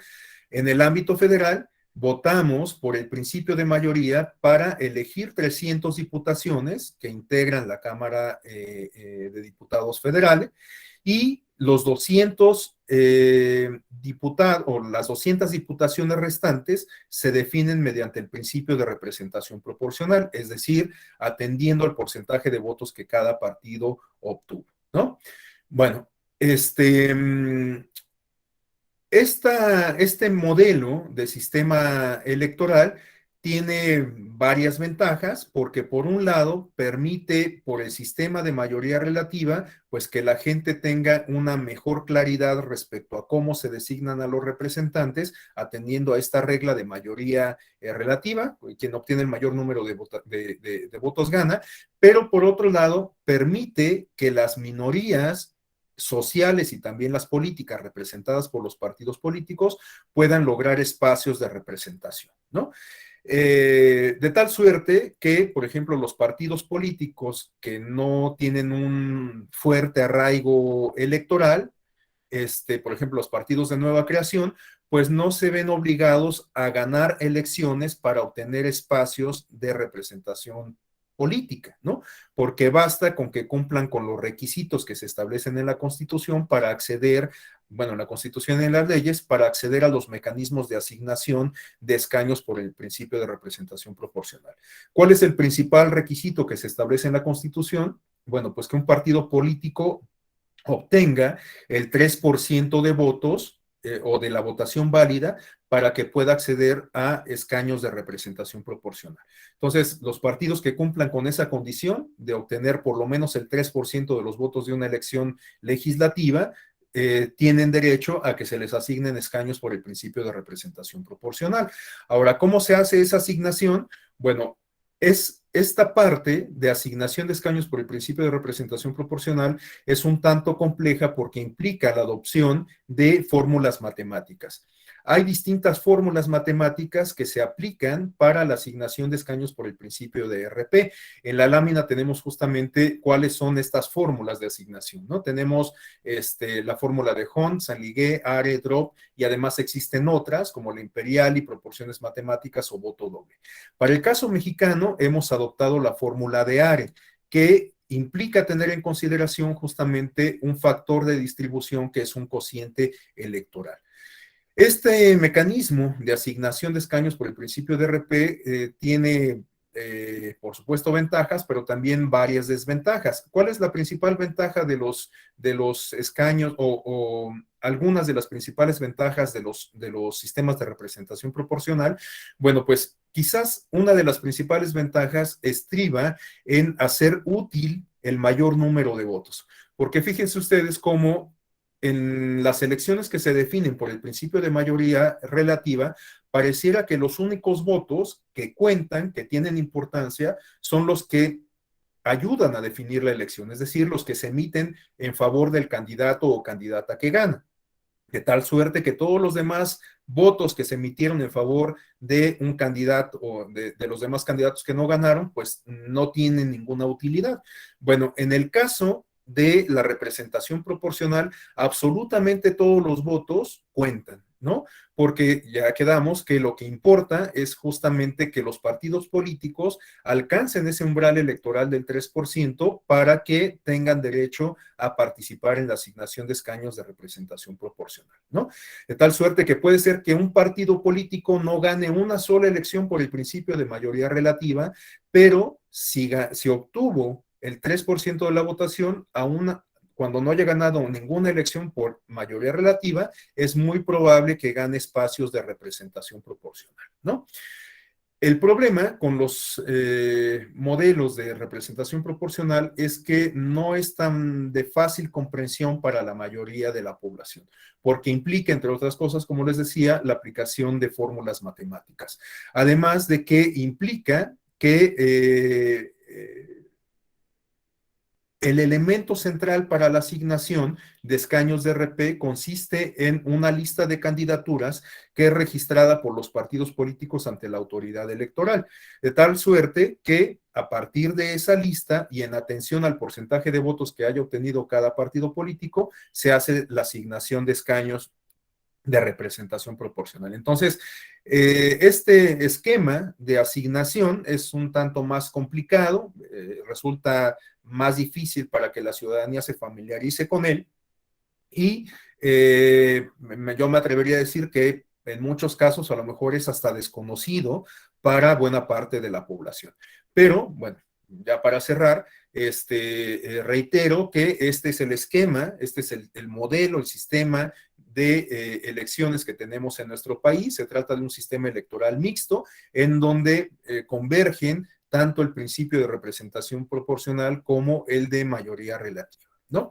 Bueno, pues hasta aquí dejaría yo la exposición del día de hoy. Faltan 5 minutos para las 11 y bueno, pues no sé si hasta aquí alguien desea hacer algún comentario, alguna intervención de cierre y bueno, pues mañana retomaríamos la exposición justamente a partir de esta parte.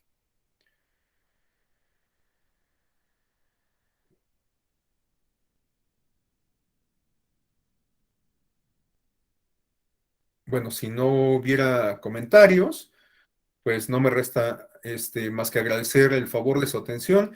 Les aprecio mucho que me hayan destinado estas 2 primeras horas del día. Les deseo muy buena semana. Y bueno, nos volvemos a encontrar mañana, igual a las 9 de la mañana, 9:05 damos inicio con la sesión y con la grabación correspondiente. Bueno, pues muchas gracias, que tengan muy buen día, muy buen inicio de semana. Gracias. Gracias, maestro. Muchas Buen inicio de gracias. semana a todos. Hasta luego, gracias. Hasta luego. Gracias, Alice. Gracias. Hasta luego, muchas gracias.